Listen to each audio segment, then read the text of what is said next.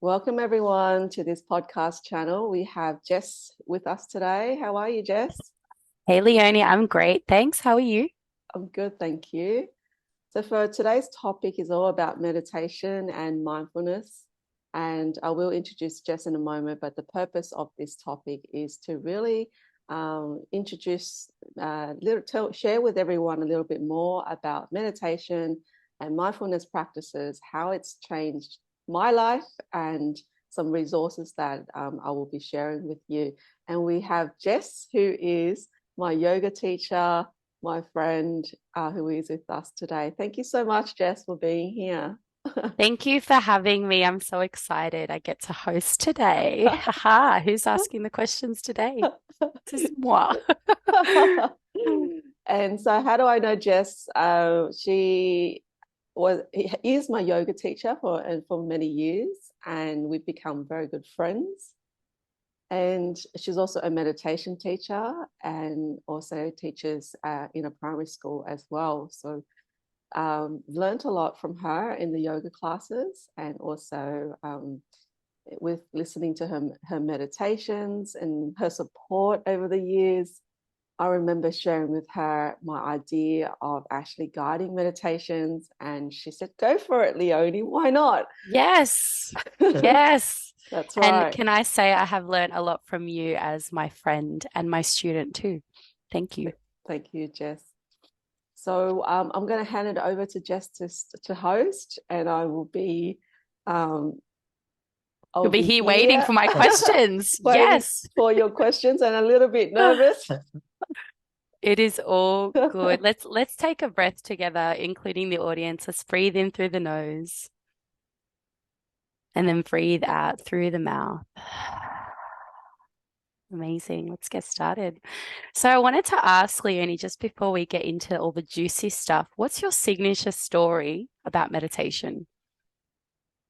I had to think of a story that I would say is a signature story, and I have to say it was probably um, a, during a game of basketball. Now, I've been playing basketball for over 10 years, and in this particular game, the preparation before the game was interesting. I consider myself as a average basketball player.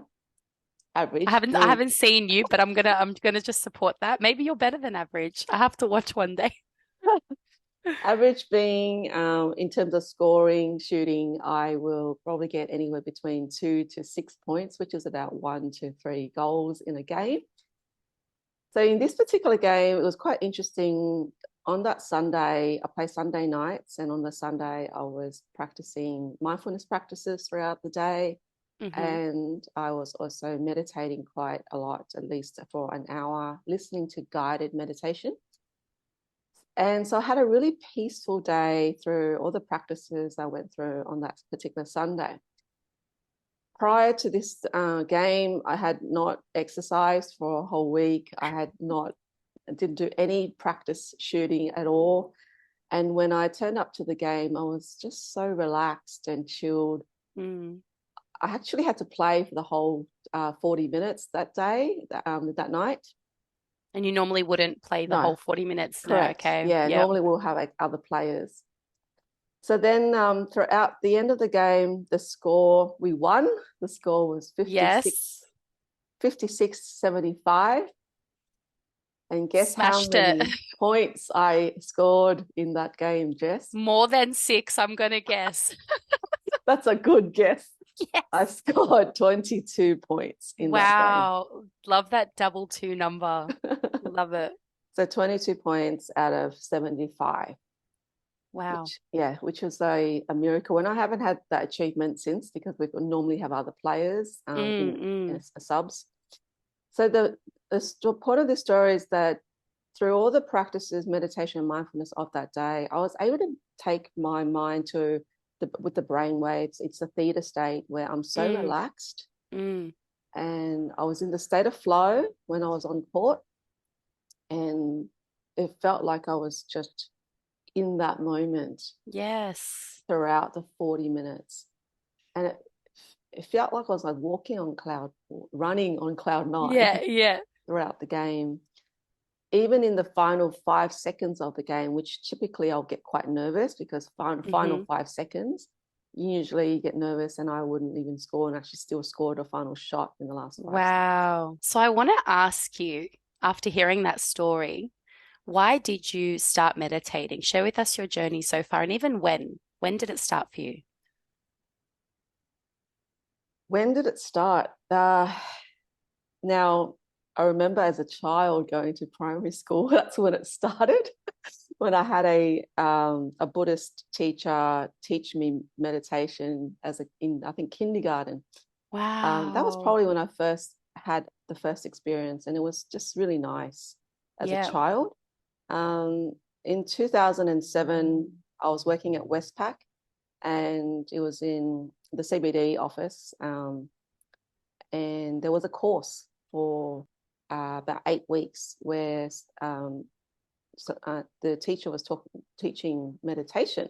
So I got curious, and I Mm-hmm. had no idea what it was. I just signed up and participated. So that's where when I first learned about meditation. Mm-hmm. And then over the years, I did a lot of research on happiness and practicing yoga, learning about philosophy. I was, you hear time and time over again the benefits of meditation and so forth. So in 2018, I decided to make it a challenge that, you know what, I'm going to meditate every day for Yeah. 30 days. And then from 30 days, it went to, 2 months, 3 months, and it went to a whole 12 months. So 365 days. Wow. And how long each day were you meditating? Anywhere between 5 minutes to 15 minutes. Sometimes it goes up to, half an Yep. hour, depending Yep. on the day. But Yep. the objective was to just cultivate that new habit of just making sure you meditate every day. Mm-hmm. Mm-hmm. So after the 1 year, I decided I wanted to track and reflect on 1,000 days of meditation and the benefits of that. So Wow. I had a podcast I published in March 2020 on 1,000 days of meditation and the benefits, which Wow. you can hear on this channel. So after the that part of achieving 1,000 days, it's now become a habit every single day. I meditate, and the way I got onto this journey and become accountable was this through an app that I fell in love with, Mm-hmm. and it's called Insight Timer. So Insight Yes. Timer has more than 24 million members, and so all over the world. And after being such an active member, this year, as you know, Jess, I published Yes. 4 guided meditations on this app for free to access, and really for my clients here, the people who are listening, to just, especially more beginners, just to need 5 minutes of meditation, just to Mm-hmm. listen in and connect with yourself, and calm your mind, nourish the mind, Mm-hmm. and be happier. So that's probably my journey today, Jess. Yeah, which can I add? I did listen to one of those meditations before this podcast. I thought, what better way to prepare? Um, I just want to touch on, you said you meditated for 1,000 days. How amazing. What an amazing feat. What do you notice? And I don't know whether you've actually even had a day given how dedicated you are to your practice. What do you notice on the days where you don't meditate? Oh, that's a great question. My day is scattered mind. Mm, Your mind is consistently going to the past, past, future, present, and it's just all over the place. hmm.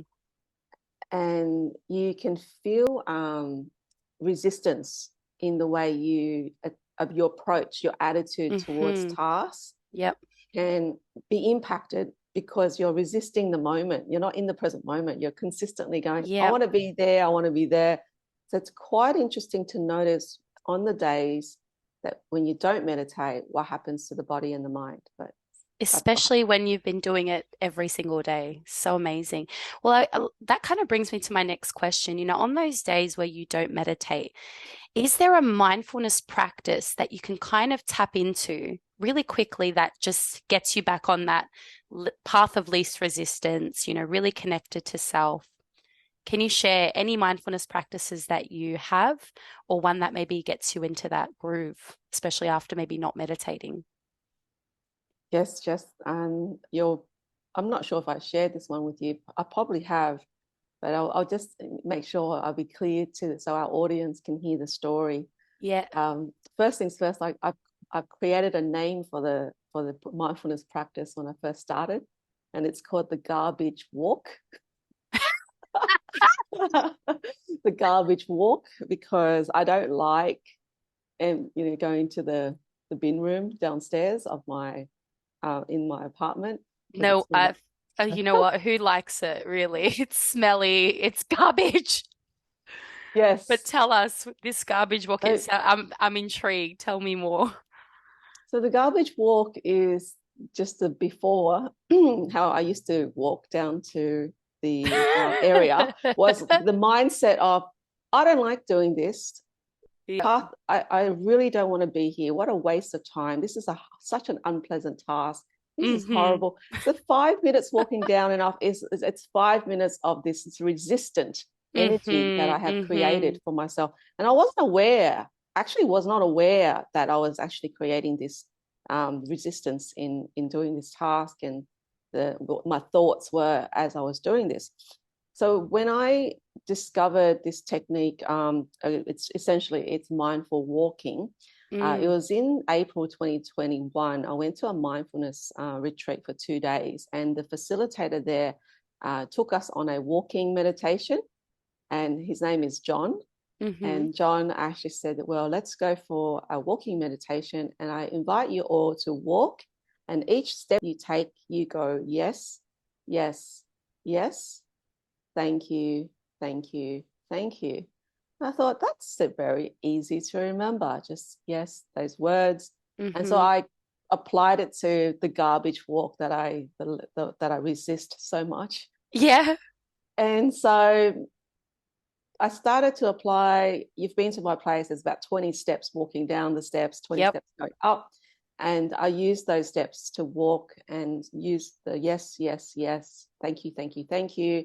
So those few minutes of going down to the bin room and the few minutes coming back, I started to apply it there as a Mm-hmm. first 2 minutes, Mm. 5 minutes of mindfulness practice in my week. And then over time, from doing the garbage walk, I started to apply to everything in my life, Jess. Walking, Mm. especially walking, washing the dishes, every single task that I feel like I'm resisting the task. By saying the word yes, you're actually accepting that moment. Mm. Yep. Also, very powerful when you're driving. So when you're Yes. driving and you're just driving, going, yes, yes, yes, thank you, thank you, thank you. When the next person cuts through, as they do, Yep. when you train the mind to automatically say yes, then you become more accepting of that Mm-hmm. moment, and you don't get this rise of frustration and anger when that person, one car cuts through, another car cuts through. So Mm-hmm. to answer your question simply, is this simple mindfulness practice where you just use a mantra that you're familiar with, that you're comfortable with, and train the body and the mind to be in the present moment. Mm-hmm. Mm. I so love that. First of all, garbage walk, what a great name for a mindfulness practice. And how amazing that it started with that walk. You noticed a need. You're like, I need to make this, whether it's more enjoyable or more mindful, whatever the intention was. And then from there, it's now transformed into other areas in your life. How perfect. So good. I was thinking as you were talking, when you get those red lights, I've actually started to now, as a result of us having those conversations of mindfulness, when you get that red light and you stop, you take it as a moment to reset and to be mindful. So, yeah, fantastic. I love that, Jess, the red light. Yeah, See, it's so I beautiful. see if you use those traffic lights, the red light is to stop. And if you stop, then you take a moment, like you said, take a deep breath in that moment. That's a mindfulness practice. It's so simple. And you can Yes. do that any time of the day when you're driving. How like it's available to you at any time. And that's a thing. That's what I think is the beauty about mindfulness practices is it doesn't have to be a formal sit down 5-10 minute meditation. It's something that you do on the go. And how beautiful as well that it takes you out of that path of resistance and brings you into the path of least resistance and acceptance. So beautiful. I have one more question for you. My last question is, what message do you have for your listeners on meditation and mindfulness practice? And this could be anything that pops into your mind. Thanks, Jess. For meditation, most people say to me, oh, it's too hard. Oh, I don't have time. I can't sit down. You need to start with a guided meditation for someone to help guide you and you know, use the right words to help you center yourself and calm the mind. So start with, even if it's just 1 minute a day, 2 minutes, 5 minutes a day, and just slowly try it. It doesn't, we all had to learn for years, kindergarten, year 1, year 2, how to read and write. So it's taken us years to be able to read and write as a child and form sentences. That's right. Similarly with the mind, it's a scattered, it's busy, it's a monkey mind, it's everywhere. So you've got to take time to train the mind to be able to calm it and be in the present moment. So first is to really start with a guided meditation. And there's so many apps out there. I'm going to advocate for Insight Timer because I love Insight Timer. And also because you have your own meditations there. Highly recommend. Thank you, Jess. Thank you so much for listening. It means the world to me that you've listened to. No, of course. It's beautiful. Thank you. Thanks for sharing your beautiful craft and wisdom. And the second, in reference to mindfulness practice, it's like you said before, it can be just a take a breath throughout the day. It may be that I suggest this to many professionals before they go to the next meeting, just 16 seconds to reset the mind through the technique called box breathing. Yes. Which is to simply inhale for 4 seconds, hold your breath for 4 seconds, exhale for 4 seconds, and hold your breath for 4 seconds. It may be 5 minutes before the next meeting, you just do 16 seconds of box breathing and you reset the mind before going into the next meeting. And so it really helps you also detach from the previous meeting before going into the next meeting. And I think something that you said, which also resonates with your meditation, is, letting go of that past. You're releasing whatever has passed. And in one of your meditations, you talk about releasing what may come. So you're not only letting go of that past, you're letting go of any expectations that might happen in this meeting and letting go of what's happening right now. Because like you said, the mind is busy. It's always going. And being fully present with what is just such a powerful way. So like to just step into the next thing, whether it's a meeting, whether it's a conversation, whether it's even going grocery shopping, paying for food. I know I do this when I go to the grocery store and I go to tap my card. How automatic is it that we just tap, tap, tap, tap, tap? I take a breath before I tap and I say thank you, because that's just a mindfulness practice that I do now, giving that energy to whether it's the cashier or the store or the company that I'm purchasing from, to say thank you. You've provided me with this beautiful meal or grocery or whatever.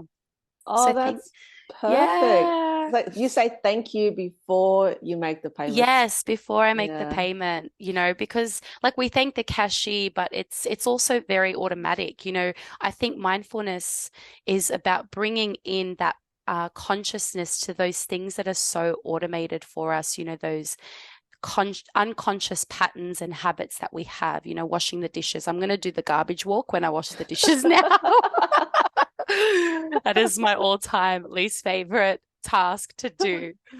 Look, thank you so much. Thank you so much for sharing all of your beautiful insights on meditation and mindfulness. And like Leonie was saying, she's got some meditations on Insight Timer. So if you haven't already checked those out, please do. They are such gems. And I look forward to doing another one, especially after this call. Jess, I've got one more thing I'd like to share with the audience. Tell us, go ahead. Thank you, Jess. Um, when you practice these mindfulness or meditation, it's not just so you can take care of calming the mind, nourishing the mind, and taking care of yourself.